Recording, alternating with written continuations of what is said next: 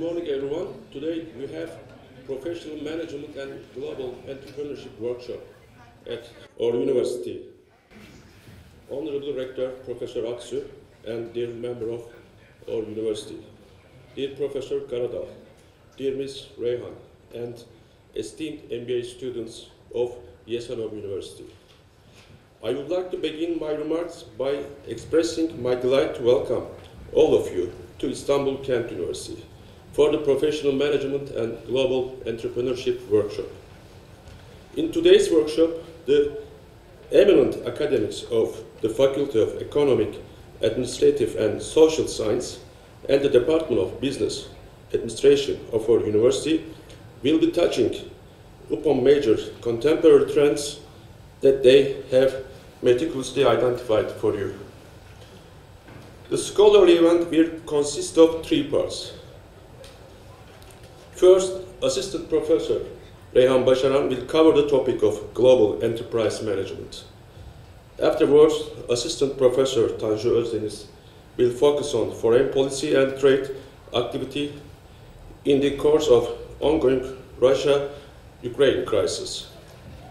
Assistant Professor Ayçacan Kırgız couldn't attend today's workshop due to health problems. Therefore, her topic will be discussed in the Q&A session.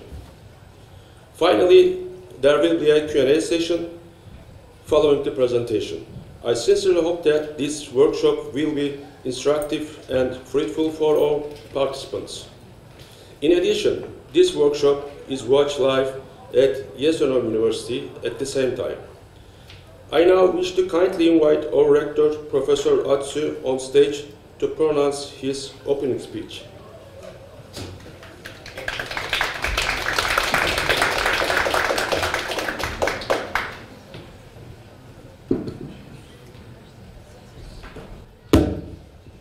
Good morning,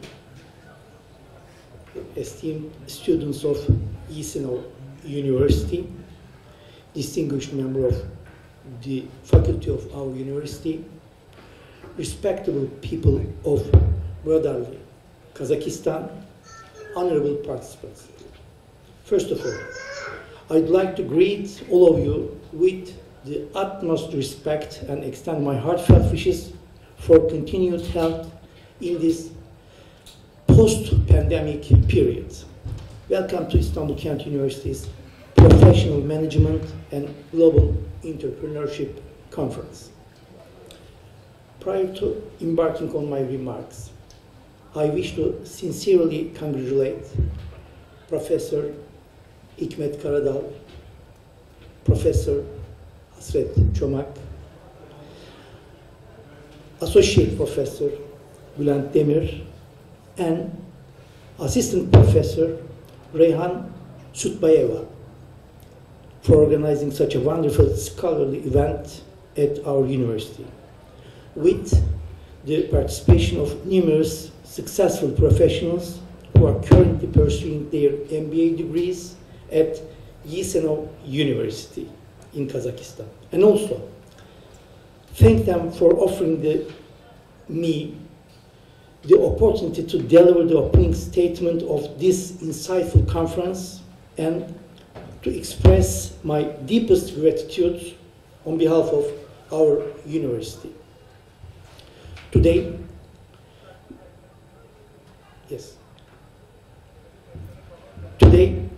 we are gathered at Istanbul Kent University's Taksim campus, which we believe is the heart of Istanbul,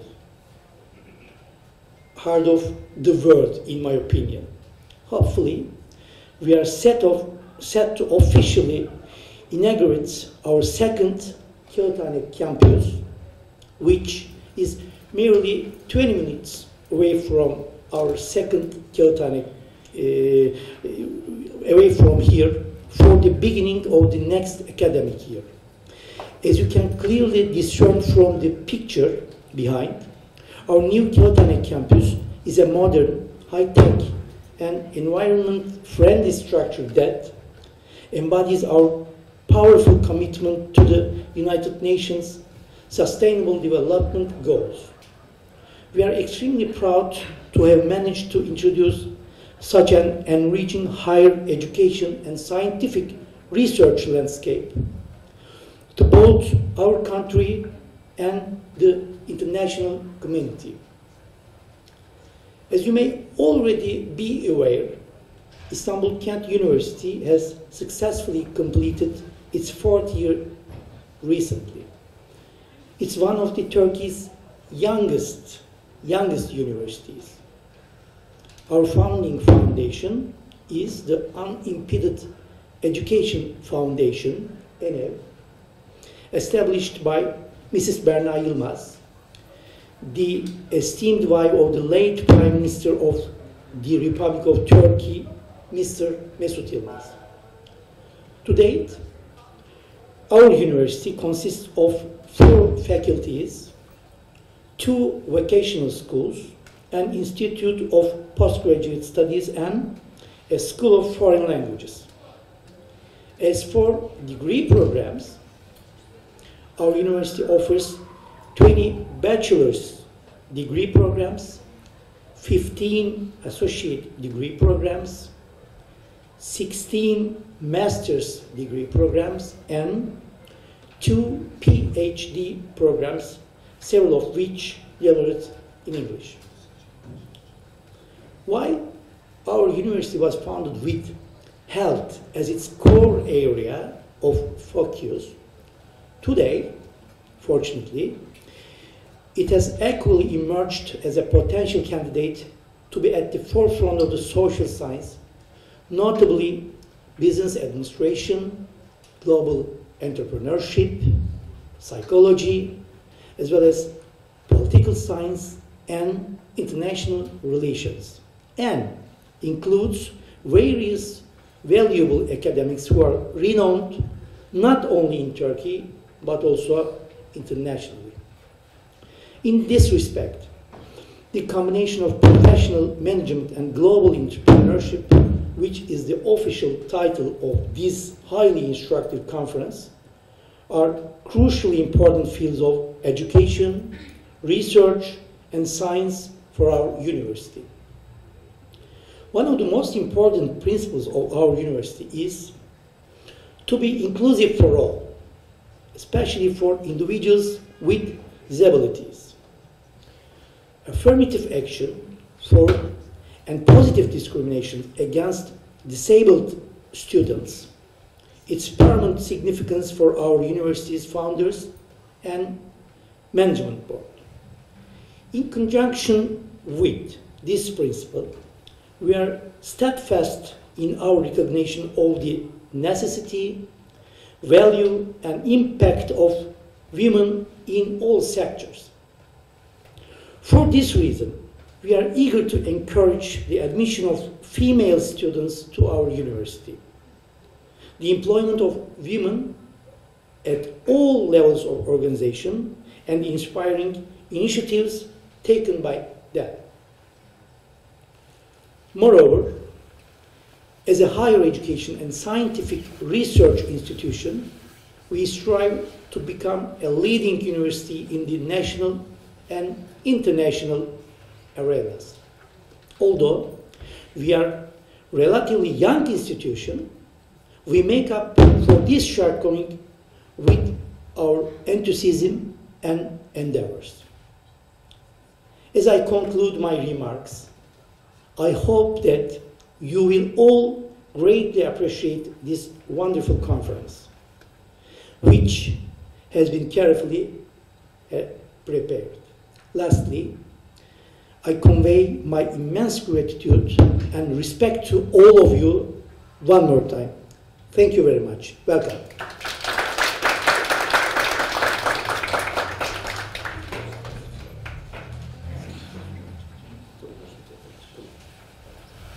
Thank you, Professor. Now I would like to invite Assistant Professor Reyhan Başaran to the stage to present her comments.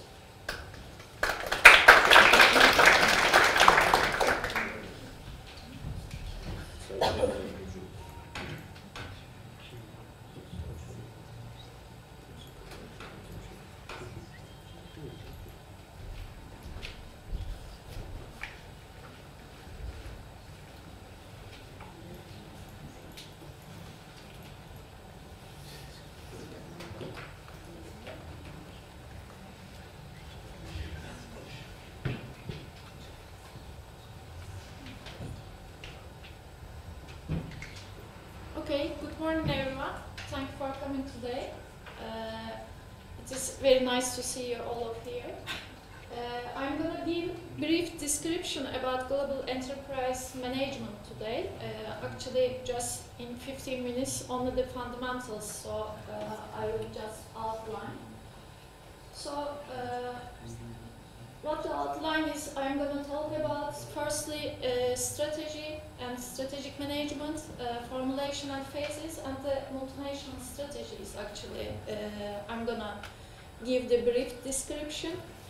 When we talk about management, actually, so we usually use some keywords and definitions around strategy or strategic management. So we usually have these terms, actually, all with the management issues usually we have today. But what is the strategy? What does it mean when we call the strategy, or if we have the strategy and plans are the similar? Usually we have the complexion around these keywords. So when we talk about the strategy, actually, there are competitors. If we talk about management issues, and usually we talk about competitive advantage or sustainable informations around the strategy, usually we use. So when we talk about strategy, strategy is a set of analytic techniques we usually use for the management issues, for understanding and influencing and our usually the company's position in the marketplace around the management issues. So if we talk about the enterprise management, we usually use the internal factors and external factors around the strategy. Usually we have the analysis of the companies, the match between the internal capabilities and the external environment issues usually around this. But when we point out to management, actually we always have the management functions actually based on strategic management, usually planning, organizing and leading and controlling. We usually call them actually 4 pillars of management when we have today. And for the also strategic management issues, we have these starting points, because the planning is the most important part of the management. So when we need to define the strategic management after strategy, we usually have the effective and efficient use of available resources of the company. Usually we look at the long-term goals, and also we have sustainable competitive advantage from the against the competitors of the companies, and usually at the end of the day we need to have for the companies higher profit rates to reach the profit rates. So usually strategic management concept gives the enterprises a certain strategic orientation, which in here we usually have the strategic orientation is the most important part, or the beginning part of the strategic management. So usually we need to have the strategic orientation or compass, usually in a VUCA world we call it, uncertain, variable, and also highly risky environment issues.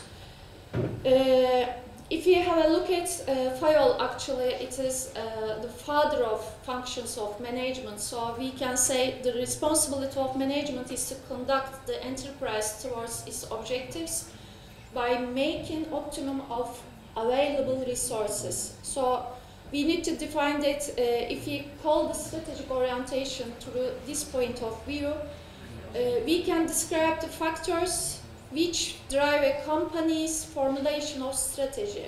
So if we look at the strategic management issues, actually we start with the point of strategic intention. Sorry, there is an issue.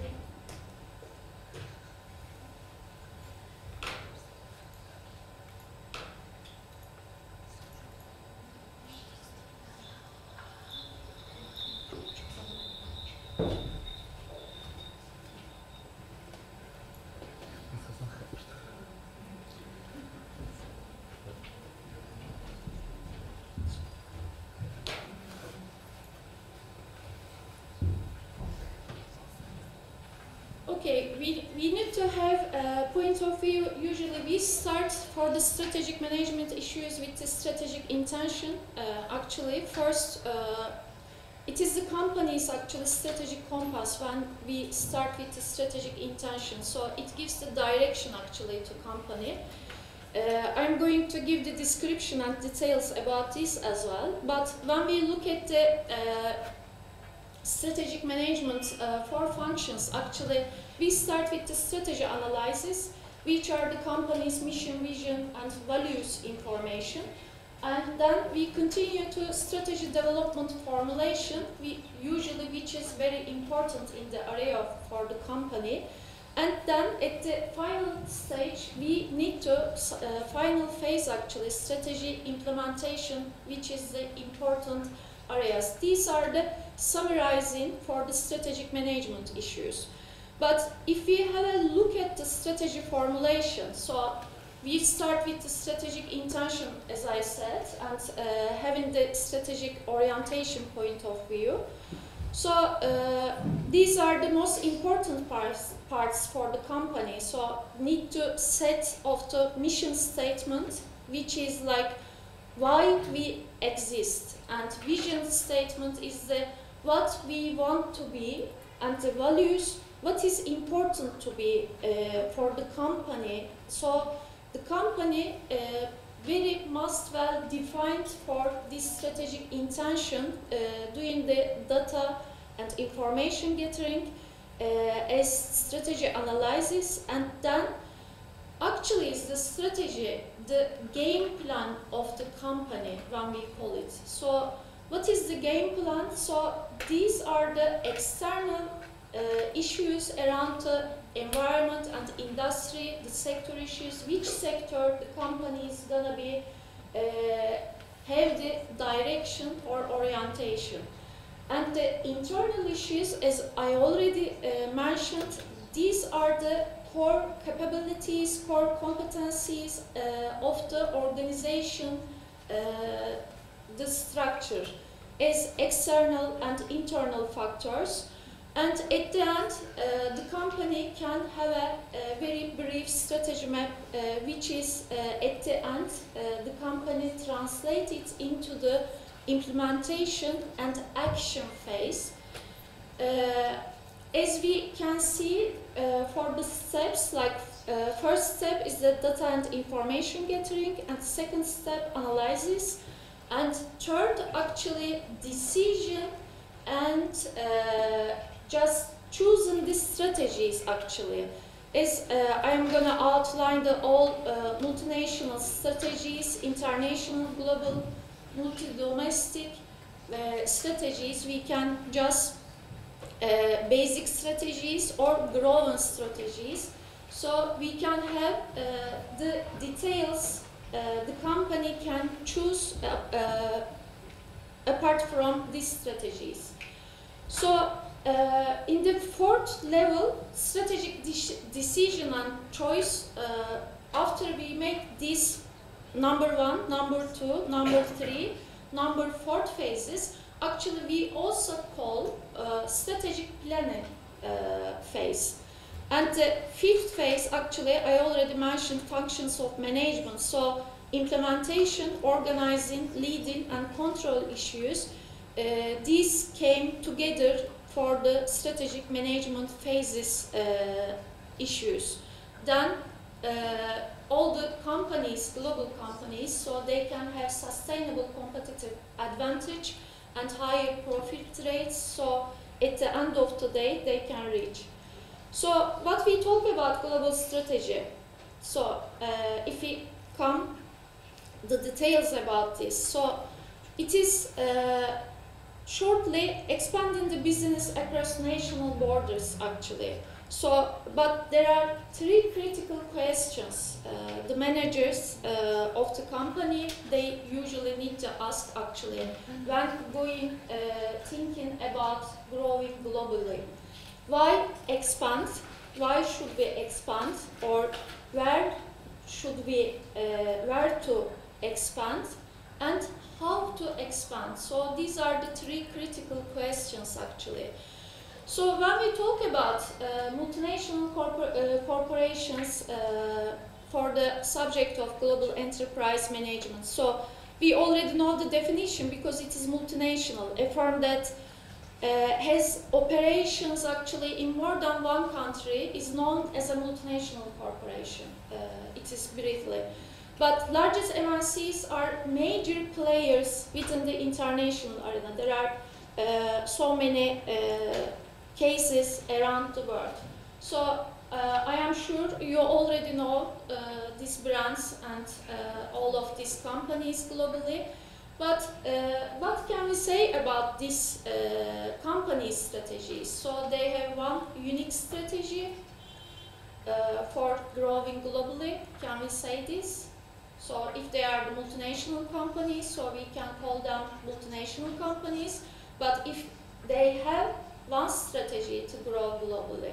So let's have a look at multinational corporations when they want to become global enterprises.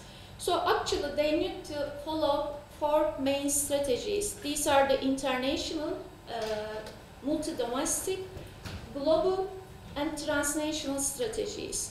So these strategies actually depends on the 2 pressures we call. Actually, I'm gonna show with the 4 pillars: global integration on the left side and the local pressure on the below. So global strategy and transnational, international, and multi-domestic strategy.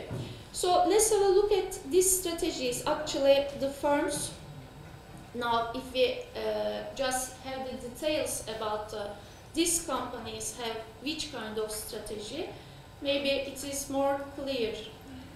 So firstly, international strategy, as you can see, it is the low global integration and low local pressure actually. So usually the companies following this international strategy neither concerned about costs nor adapting the local cultural conditions we call for the companies following the international strategy. They usually attempt to sell their products internationally, actually with little, no change. When we come to these issues, when I give the examples like Rolex watches, they usually sell all the watches globally, but they do not need to lower their prices or adapt the product to local standards because they have the quality, so they have the buyers actually, whatever the price they are gonna buy. So they don't need any local differences, they don't need local issues for their brands or for their companies usually. So this is the international strategy, one of the cases, and the other case is multi-domestic strategy. We call it, actually it doesn't focus on cost or efficiency, but multi-domestic strategy emphasizes usually to responsiveness to local requirements. So usually these companies adapt their products and services usually to have the parallel issues with the or much local pressure usually they follow. What are the companies we can give examples for multi-domestic strategy? Actually, Netflix, one of them, as most of you already know. Because what does Netflix does actually? It is rather trying to force all its shows on around the globe actually. Netflix usually customizes the programming that is shown on its channels with different countries. So they have to use the different countries' issues. Usually, multi-domestic strategy customizes products, services, and the operations So they can easily respond to customers and employees in each of the countries where they operate, actually, multi-domestic strategy. There is another one which is globally bigger than actually the earlier version of multi-domestic strategy, Danone, actually. So when we have a look at the Danone strategy, Danones usually maximize the local response, local pressure. Usually it has skill and product transfer. Usually decentralized federation they use. Actually, when it just started in Barcelona, then they have entered the France market, just selling yogurts, and then company expanded to the US. After that, actually purchasing of another water market, Evian, the beverage and baby formula company. Then for next 20 years, actually, company has food companies in all around Europe. So the mission of the company actually bring health through food as many as people as possible, like for the all around the world, actually. Their statements, and then they entered the Russian market with the different brands Danissimo, Activia, Rashitka, Actimel, and Danacor. So Danone takes a similar multi-domestic strategy, usually in its global markets, to ensure the meeting local needs of customers and the market, actually. So this is the multi-domestic strategy around the multinational companies they follow.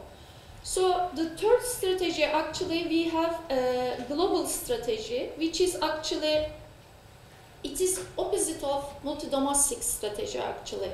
So we have the brands here, Microsoft and PG, the best well-known brands around this strategy. So it is similarly, actually, they offer same software programs around the world, but adjust the programs to match local languages. So they have the local issues firstly, but they don't care about the cost issues, actually. So they usually need to gain low cost, offering essentially same products or services in each market around the world. So the last strategy, actually, transnational strategy, and it is a hybrid strategy, actually, which in here company aims to be simultaneously global and at the same time to be local, actually. If we have the sample cases around this, McDonald's, usually food chains, actually, when we see, because they have at the same time the global market issues and also at the same time they follow the adjust the local preferences of the market. There is another one which is also very well known at the, in 10 years time. Starbucks issue. Usually Starbucks they aim to create a global brand, usually offering local market taste wherever, which country they are in. So when we have a look at the Starbucks strategy, actually, they have impressive marketing efforts, actually, continuous many innovations and strategic geographical expansions around the area, and excellent competitors' customer service. So the Starbucks competitive advantage, actually, gaining around the transnational, they are following transnational strategy. So usually they emphasize around a positive customer experience. So that's their first point, actually. So these are the Starbucks. So at the end of the day, actually, they built a very profitable global company around the world. So in summary, actually, until here, if we have a look at the key takeaways for today, actually, so we talk about strategy, strategic management issues, but what is important with the strategy when we talk about, so strategies are the dynamic plans of the company, and we talk about actually strategic sustainable competitive advantage. It is just important for the strategy the company is following. So if we have shortly describe the international strategy, actually neither concerned about cost nor adapting to the local cultural conditions. They usually attempt to sell their products internationally with little, no change actually. When we have a look at multi-domestic strategy, we can say they have high local pressure, but they have low global integration or cost issues or cost force. So they doesn't focus on cost or efficiency. So they usually, the companies who follows the multi-domestic strategy adopts its products or services to match local preferences. And with the global strategy, actually, we usually we already summarized the global strategy. It is a complete opposite strategy of multi-domestic strategy. So if we have a look, the companies follow the global strategy. They have cost pressure. They have the global integration highly, but they have the local pressure in the low level actually. So usually these companies when they follow the global strategy, they usually have the local requirements in the not on the focus. Actually, they have the global integration mind usually. And lastly, the transnational strategy actually. Usually companies use the transnational strategy. We call this hybrid strategy. It is between the middle ground between a multinational domestic strategy and global strategy. We call the transnational strategies.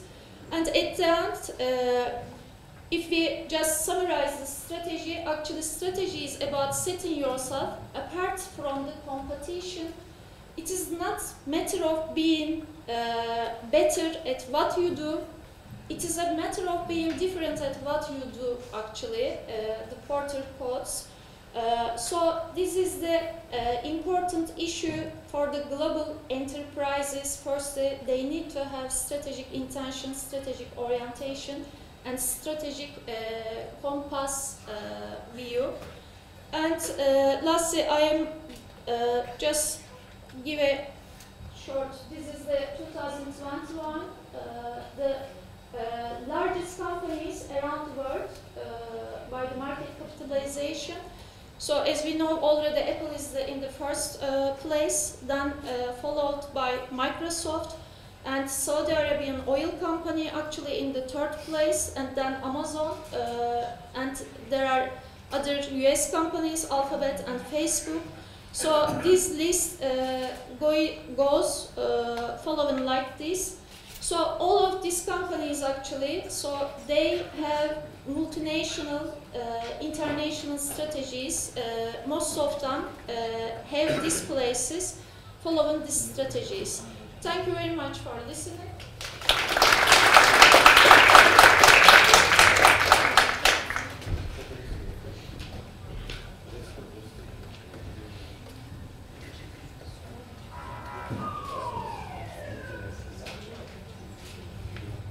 Thank you for well-prepared presentation, Professor Başaran. Now, I would like to invite Professor Tanju Özdeniz to stage to present her talk.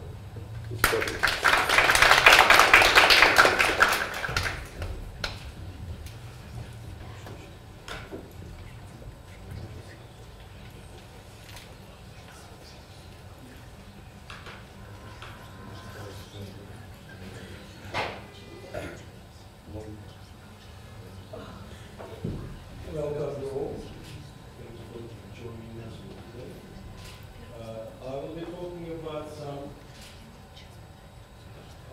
issues about the war, and I tend to share with you as well.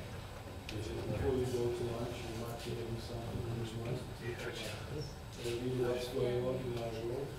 And mainly, I will be talking about the financial effects of the war.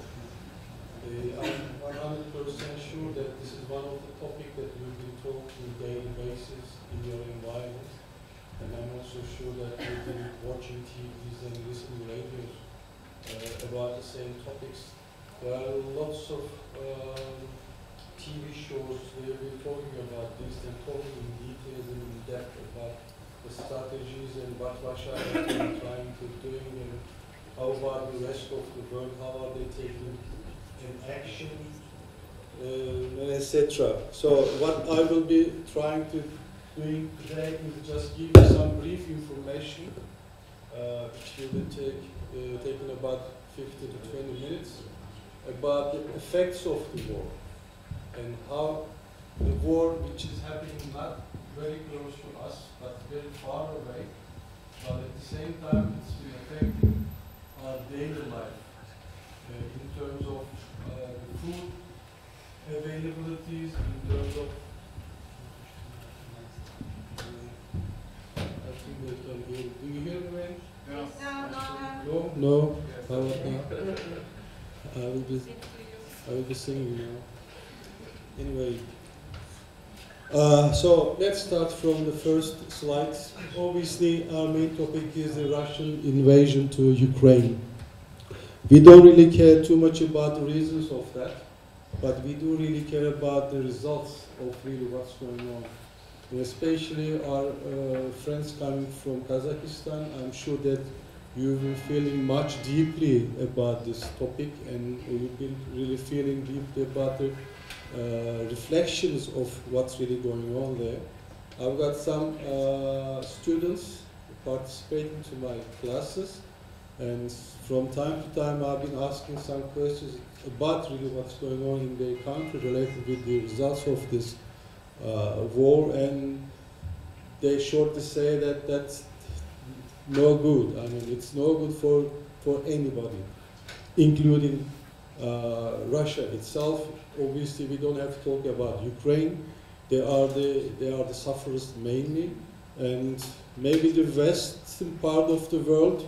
Europe is not really very happy either, but I think only the winner is looking as like the United States of America. Anyway, we are not here for talking about the politics, but just reflecting about some figures. So this conflict already looks like the most serious war in Europe. I mean, from the Second World War. I mean, from 1945, and Russians are, attacking to Ukraine, and they've been talking about all details, how they attack and how the Ukrainians are protecting themselves. You all know the stories about how Western countries are supporting them. We see lots of videos, and they've been bombing, the other guys are firing to each other. But as a result, what's going on? The oil climbed up to over $100 per barrel. I know that some of you guys are working for the oil corporates in your country, which is something vitally important for our daily life.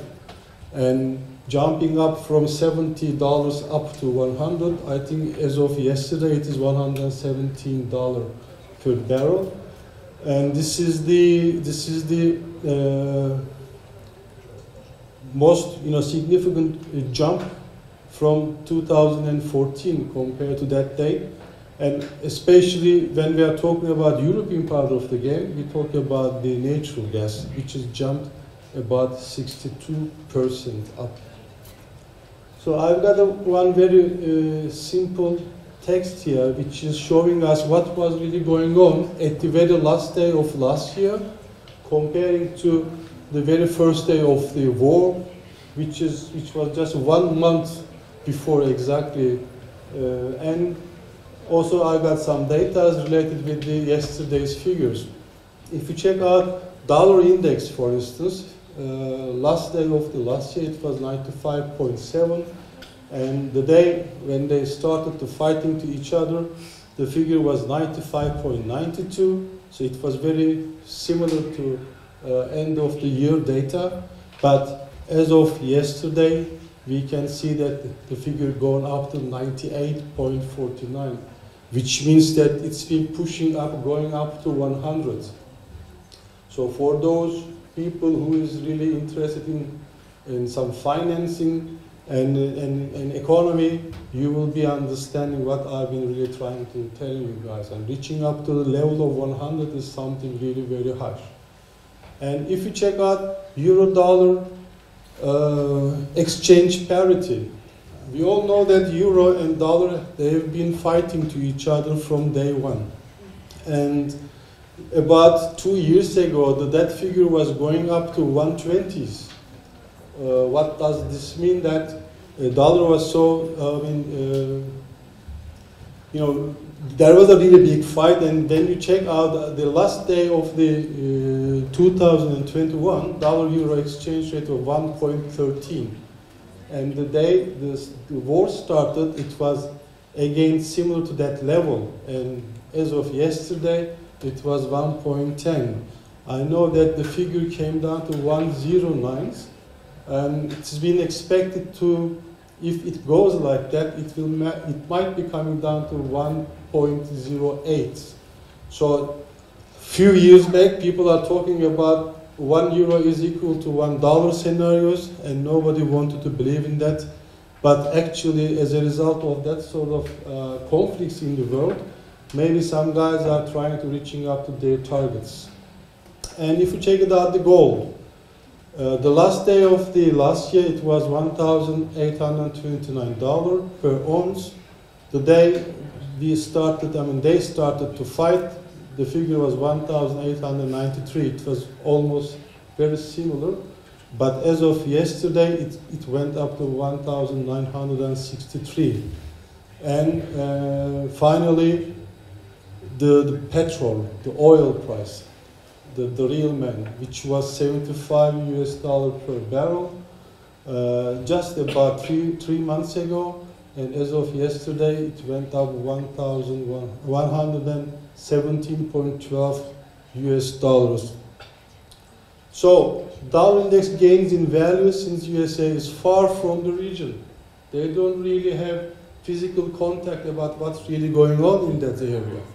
So they don't have gas problem because they do have some available resources on their lands. So they don't really show any tendency in going to the war, but it is so obvious that they have been supporting the war from behind the screen, let's say.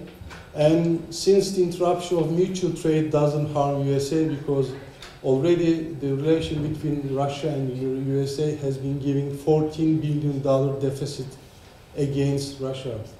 So Europe, on the other hand, looks quite vulnerable.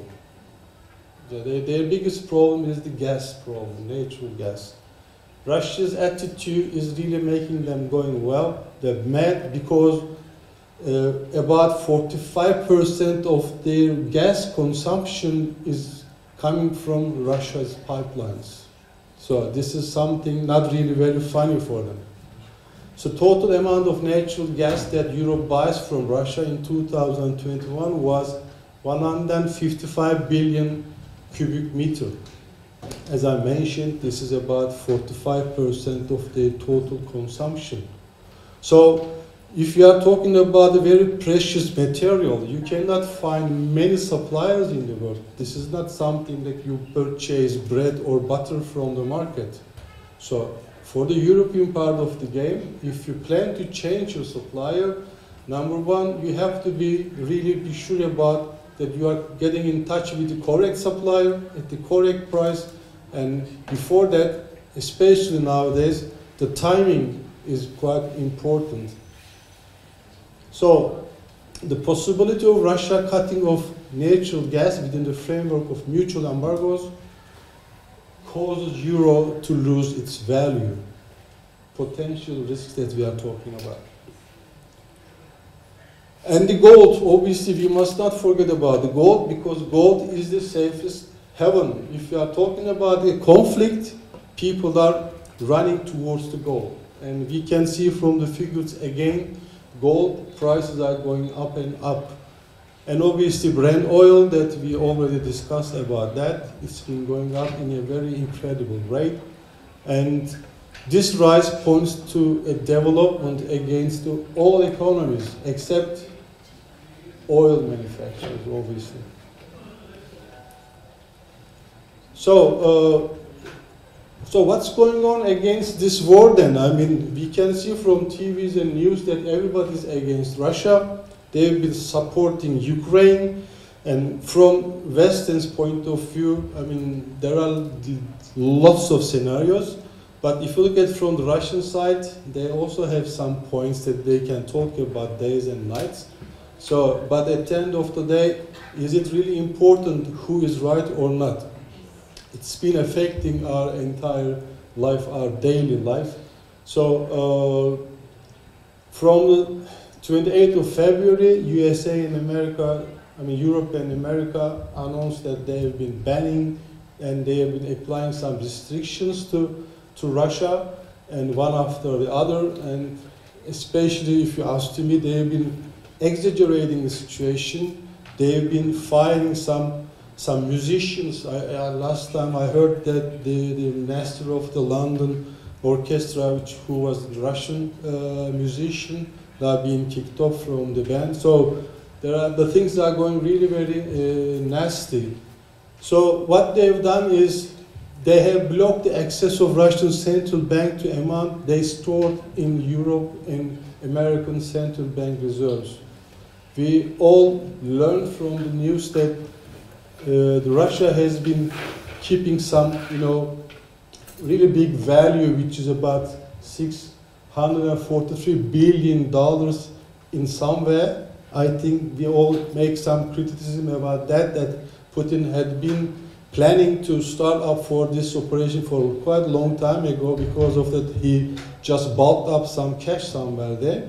But around 50% of that money are being held in Europe or American banks. So Russia cannot reach up to their own monies. So the borrowing of Russian wealth funds from international markets stopped. They cannot get any money. And most Russian banks were excluded from the SWIFT system. So this is something really interesting, because without the SWIFT system, you cannot really operate your money from one country to another country. So what they've done is they did not stop entire banking system in Russia, but just really big portion of it, because some of the banks has to keep going on their transactions, because European countries, they have to pay for their natural gases, otherwise their gases would be stopped by the Russian manufacturers. So there is a comment here, you can be agree or not. This approach is the clearest proof that USA and Europe can take a different stand when it comes to their own interests. So we've been seeing this picture all the time. I don't know what's going on in the Kazakhstan side, but here it is like that. So we've seen on the paper about what was going on. Let's make some suggestions about the effects of our today's situation for the future. If these conditions continue, the oil price is not going to stay at this level. So $117 per barrel is already so high, but most probably it will be going up higher and higher. So what is going to happen then? If you check it out from America point of view, they've got some other resources, what they call shale gas. All right, so as far as I know, they are not really very keen to get some oil from the shale yet. But if we'll be suffering from the crude oil problems, then they will be mostly positioning themselves, focusing on the taking gas or oil from the shale part of their operation. Is it going to happen or not, which is going to be seen by the time? Because as if today, it is so early to jump into this conclusion, but the things, if they keep going in this pace, this is most probably what's going to happen. And it is going to also affect the prices for the crude oil, petrol, obviously, because there will be an opposition coming up to the market. And obviously, in wars, prices of agricultural products usually rise rapidly. And today in Turkey, we've been suffering from this in a way that the prices for a loaf of bread is really unstoppable, and then especially we've been suffering from the sunflower oil problems, which I normally do not touch that oil because I believe it's harmful, but today it's so precious. So anyway, the prices are going up and up. So wheat, barley, corn, all prices are going up, and undoubtedly the increase will cause great problems, especially for poor nations. This is another point. And supply chains are really getting affected by these problems too. So although you might be facing up with some opportunity coming up to you to find some resource from somewhere around the world, but bringing that stuff into your country might be really making a big mess. So it's not really easy. So we must also underline one reality, that Russia has got some other resources other than oil and gas, which we talk about: aluminium, palladium, nickel, and titanium. And especially these products are really very useful for the automobile industries.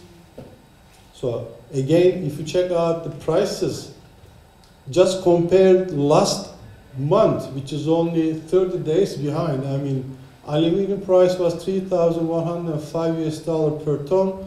As of yesterday, it's gone up to 3,508. Check it out, the nickel, 22,934, went up to 28,289. It touched somewhere around 30,000. So these are all very, very sensitive issues, and then we will be getting affected at the end of the day. So if these metals enter mutual embargo practice with Russia, it means that there will be a serious price increases in motorcar industry. For Turkish point of view, it doesn't really matter, because we already the prices for the motor cars are tripled for the last 1 year or 2 years in our country. Nobody is, we can't afford to purchase one. If they increase more, that means that we have to be looking after our existing models in a good way. So it shouldn't be difficult to predict the further deterioration will occur in the supply chain if war continues, and the prices will increase. The price increases will be accelerating. So when the world entered the global crisis, the central banks of America, Europe, Japan, England, they began to pour a lot of money into the system. All right. And when you check it out, these figures, normally roughly they were carried using about $3 billion to protect the market situation. Now the figure came up to $30 trillion. And this is something that you cannot, this is not sustainable. This is quite important. And until last year, this expectation in money supply didn't create an inflationary environment. But after today, the picture might be quite different. So in the last 6 months, this outlook has started to change, and inflation has been on a rapid rise in the USA, Europe, and England. At this stage, developed countries must choose between growth or inflation. So it is not going to be going all together. Okay, in other words, monetary expansion is no longer a tool that can be used to recover growth. If there is no monetary expansion, that means for countries like Kazakhstan, like Turkey, developing countries, let's say, will be really not having very nice days in the future. All right, so to sum up, the war will have 3 important effects on the world's economy. Prices will increase, and the rise in inflation that started in the world will continue increasing. The world trade will shrink, and all over the world economic growth will decline, and many countries will go into recession or slumpflation. Okay, think about 1920s. What was going on? 50 million people lost their jobs. 65% of the world trade just disappeared. And, you know, we all know the story. So, this was some financial figures in general. And what's going on in Turkey? Let's have a look at some figures here. And when you check out again last day of the last year, up until yesterday, our inflation rate was 26.08 officially. And the day the war started, it was 54.4%. I mean, you got all, you know, pay attention to this. I mean, we just doubled. And check it out, our exchange rate. The figure was 13.25, and as of yesterday it was 14.82. And we all know that this is not the correct figure. This is not the real value. I mean, if government lets, you know, the under normal circumstances going to the free competition system, this figure will be going up over 20s. So Turkish Central Bank policy rate, I don't want to talk about this, it is still 14%. And nobody knows why. I mean, and our 10 years bond yield gone from 24% up to 26%. And CDSs, this you have to be careful. It was over 500 already. Now last day it was 560. And I know that 9th of this month it went up to 691. And as of yesterday, it went down around 571. So this is really a terrible picture. So what we can say that Turkey was in an extremely troubled situation before the war anyway. But yeah, and then the war came and it was just salt and pepper on everything. So we have entered this war environment at a stage where the inflation reached over 50%. The dollar rate is above 13 Turkish lira, and the risk premium for CDS it was about over 500.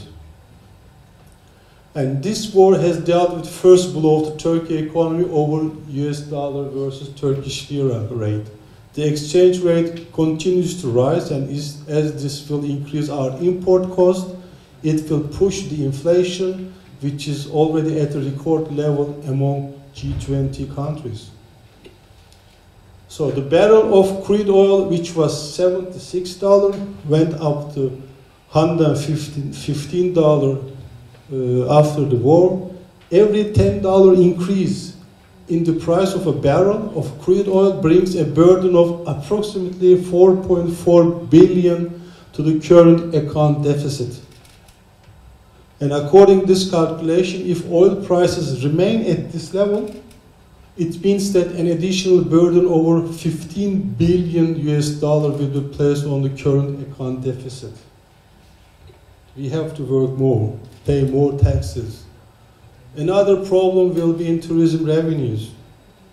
As you know, from April onwards, we've been, expecting to receiving some Russians and Ukrainians to coming and visiting our country, and we are normally getting around $15 to $20 billion income from that revenue. And as of now, Turkey has remained neutral. We didn't choose any side, and also we closed trains on again, for the Montreux Convention. Although this attitude has not received a reaction from Russia or NATO, for now, the arrival of Russian tourists might be a problem. It will be a problem. So a similar situation may also be in question for European tourists. In fact, Europeans began to argue that if Russians are there, we don't want to go there. This is another conflict. So that means approximately loss of $15 billion for Turkey. For a year? For 1 year. Accordingly, with the continuation of the war and its effects only the increase in oil prices, the loss of tourism income in general will be $30 billion. If we add to this the increase in natural gas prices and the effect of price increase in other imported goods, the bill will be growing and growing. So another problem issue is that exchange rate and gold protected deposit accounts. We've got something very funny here, which will lead to an increase in the burden on the treasury as the exchange rate and gold prices increase. So the rapid rise in exchange rates and gold price and the expectation that this rise will continue in the coming period will cause accounts to place a serious burden on treasury. Trying to keep the central bank's interest at rate 40 points below the inflation. I mean, inflation is around 55%, and we are, our central bank's interest rate is 40% below the reality. I mean, has two negative effects. Firstly, instead of increasing the interest rate, it puts a huge burden on the treasury by putting into effect a currency protected deposit accounts. Secondly, by selling the central bank's reserves to prevent exchange rates from rising, the country might be facing having no insurance for the prospective rainy days in the future. To sum up, the war will have 5 important effects on Turkish economy. One, if the insistence on keeping interest rates low continues, the exchange rate will continue to rise. Prices will increase due to the excessive use of imported inputs, and inflation will accelerate. Turkish lira will continue to depreciate, exports will decrease as growth will decline in the world, imports will become more expensive as our dependence on imported products increases, and as a result, current account deficit will increase. The budget deficit will increase too due to the tax cuts, and then public expenditure increases to keep the economy alive. Due to foreign exchange sales made to prevent the exchange rate from rising, our central bank net foreign exchange reserves, excluding swaps, will remain negative. And Turkey will switch from inflationary growth to inflationary construction, slumflation, unfortunately. So, in the world which entered the global crisis in 2008, the USA in the first stage, Europe and other developed countries, and in the second stage it was China and developing countries. As a third stage, now we are talking about the fourth stage of crisis. This phase started with the pandemic and continues with the Ukraine war. So if the war turns into a Cold War, these problems will continue even they lessen. This means that the crisis that has been going on for 15 years will continue for a very long time. Thanks to you.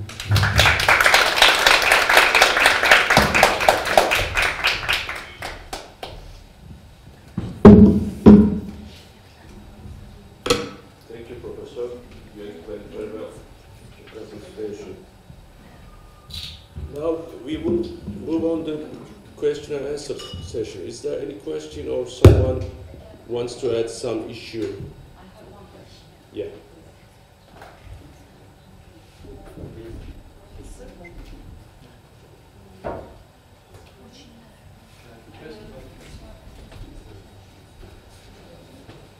Okay, thank you very much for your presentation, for your speech. It's very important. Before you told about that Russia and for Kazakhstan, it's how can you explain? It's feel something because they have the Ukraine and Russia has this war. And my question about the dollar. The dollar is going higher in Kazakhstan, so we have this problem. And nowadays we must to decide this problem. And your opinion, the dollar will going increasing, or maybe the world is maybe saying no dollar. Maybe each country will use their currency. I mean, taking dollar out from the trade, which is from today, it looks like it's not really very easy. I mean, as you know, it has been decided in 1950s to have US dollar as a reserve money. And then if you check it out from Russia to China to Kazakhstan to everywhere to Turkey, without US dollar, our life is not going to be easy. This is number one. If dollar is going to be going up, most probably yes. I mean, not just only talking about the Ukraine and Russian war. Under normal circumstances, the expectations for the US dollar for 2022 and for 2023 is in a way that, as you know, American Central Bank has been asking money to coming into their own land, which we talk about around, I think, 7 trillion US dollars. They've been living away from their home, and they plan to get all this money back into their home. All right, so what does this mean? That there will be short of US dollar, availability problem, shortage problem. That means, for instance, for us, I mean, about 80% of our export is directly related with imported goods. So the value that we add on the products is about 20% only. So if you want to export, we have to purchase, we have to import with US dollar mainly speaking, or euros. And from these expectations, I mean, last week they have increased their interest rate 0.25%, and which they also declared that they might be going the same way for 7 more times. And 7 more times, which means around 2% more. So the figure will be really a big problem for us. This problem we have in Kazakhstan, day by day the dollar is increasing, and so our country, our government is to try to decide this problem. Yeah. Thank you. Thanks to you. Thank you. Your answer. Thank you very much.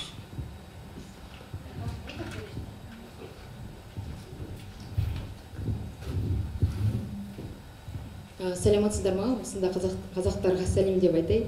Merhabalar. My name is Rozgulistai. I'm an EMBA student. So we all came with the help of our professor, Rehan. My question is, you mentioned that Turkey will lose 15 billion per year on the tourism sector. Just for the Russia and Ukraine part of it. Okay, what's the strategy for the country? So how you gonna fulfill this gap? We don't know. You don't have We don't have any What idea. about internal tourism? Internal tourism, but we don't have money for that. I mean, obviously there will be some approach towards sorting out the problem, and obviously there will be some additional effort to bring the local people falling into our hotels. But please bear in your mind that our tourism sector is so developed, and they are really very in touch with the banking structure at the same time too. So they owe to banks billions of dollars at the same time. So having just only local visitors is not going to sort out the problem. And we have lived similar scenarios before. And one of the main problems for Turkish tourism area is that the tourists who are visiting us not really bringing down too much money.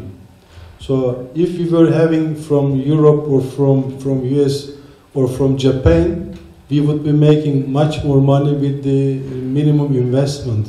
But we need big numbers, okay, millions of people that we are expecting every year to visit us. And then in total, our target was reaching up to $50 billion. But mainly speaking, making $30–35 billion was the expectation for 2022. And from the political point of view, also this was a big expectations for the ruling government today. And it's not going to happen, and it is going to really affect our political instability at the same time. Thank you. Actually, this is a very pity for Turkey, but I think it's a little bit plus for our region, because Akdağ and Mangisau region is growing too fast on the tourism sector. And Turkey as a mirror for us, because we are copying the servers. We have a lot of Turkish company now which is opening in our. But of course, I hope that all the numbers will be better, because we know that only one Allah knows what will be next day. Thank you. Thanks, Ian. Thank you.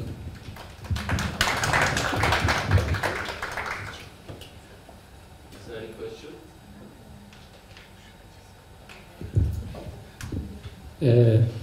Çok teşekkürler önce. I'm going to ask in English. So, as you know, Turkey was extremely isolated by the EU and the US in the recent years.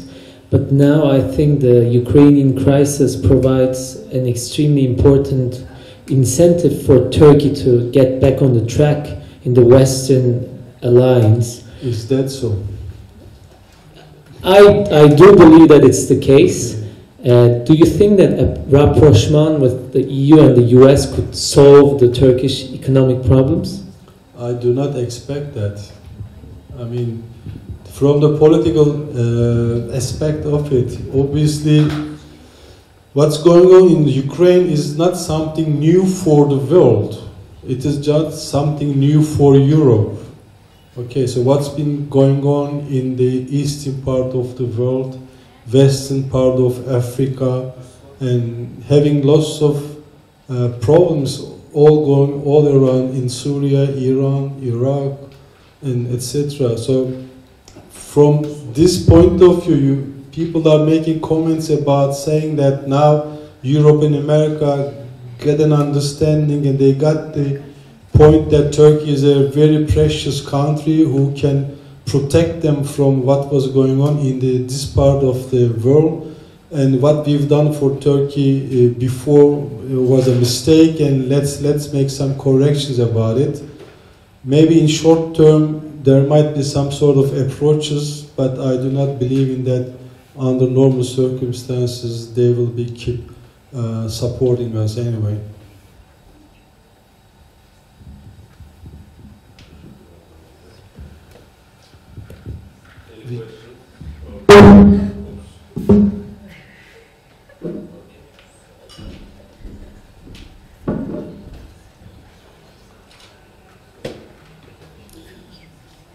Thank you, Professor Başaran and Professor Özderis.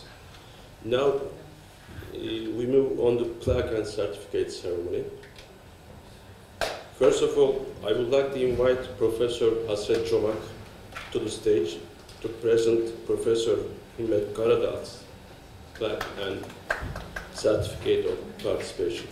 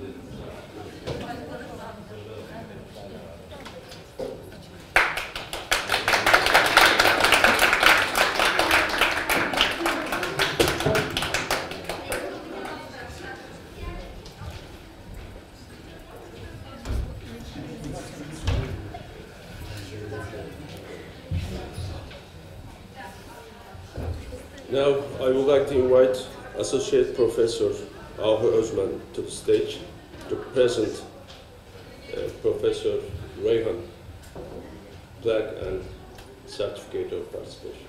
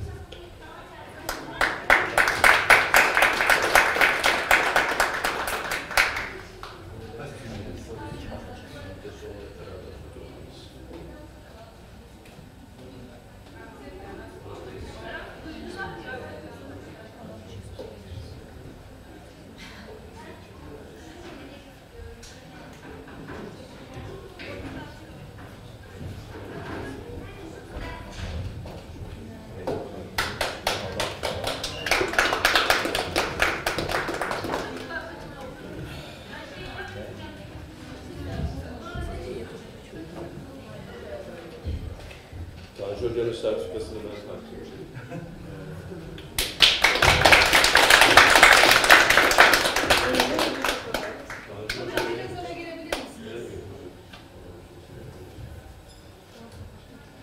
Tanju Hoca ile biz akademi dışında da özel sektörde geçmişten gelen dostluğumuz var. Kendisi tecrübeli bir genel müdür ve CEO'dur. Bugün de gerçekten çok güzel sunuyor bize. Ekonomist değiliz ama ekonomist kadar konuda hakimiz. O yüzden tekrar Tanju Hoca'ya çok teşekkür ediyorum. Çok güzel. Kendisi bu arada Güney Afrika'da ve dünyanın çeşitli ülkelerinde bazen aynı ülkelerde farklı yerlerde çalıştık ama böyle bir özel sektör yöneticisi, iyi bir akademisyenimiz.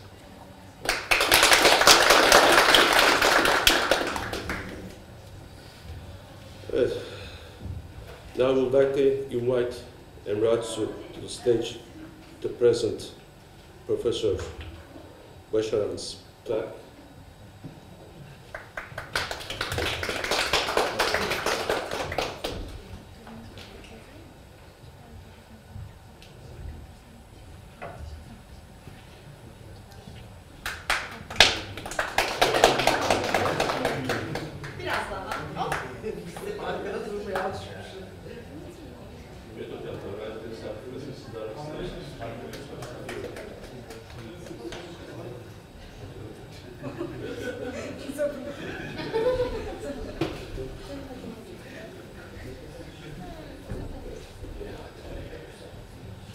Now, we'd like to invite Professor Himmet Kardals for certificate of participation ceremony.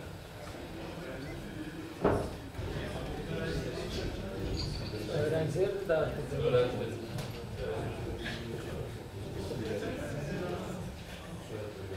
Кайсер, please, Кайсер. Кайсер, давайте без куртки зачем?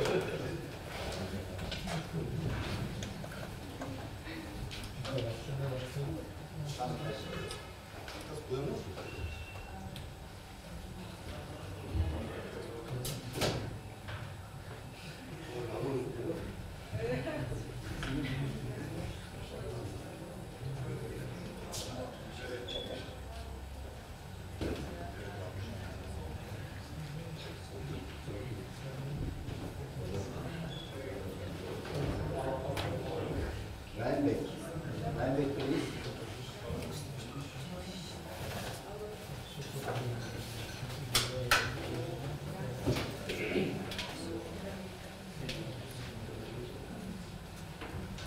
Sonra için katılımcılarla beraber fotoğraf olmuş olabilir.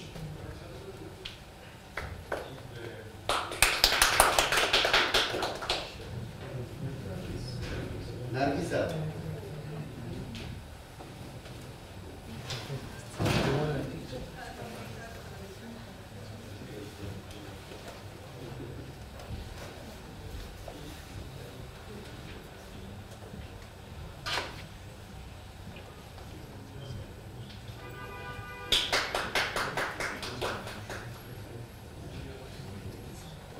Bola.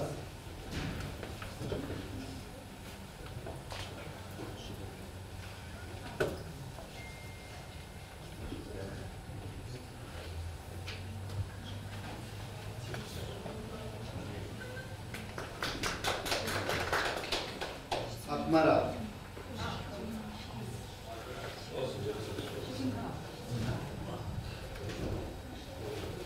Davran. Davran please.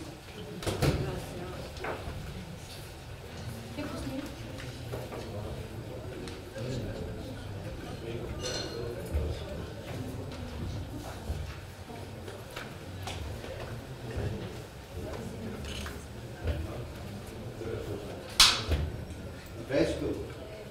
Yes, finally.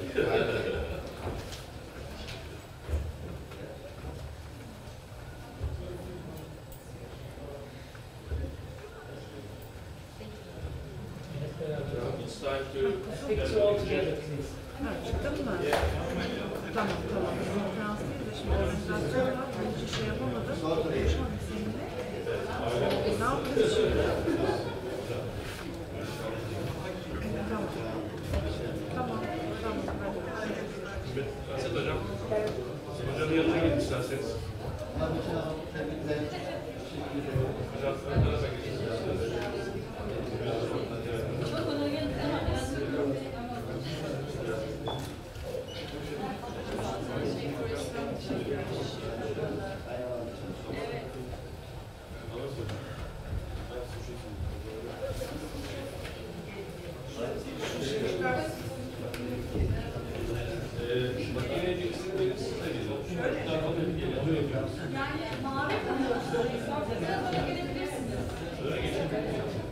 Herkes öne gelsin. Devam edin. Çok önemli. Tamam hocam. Arkadakiler var.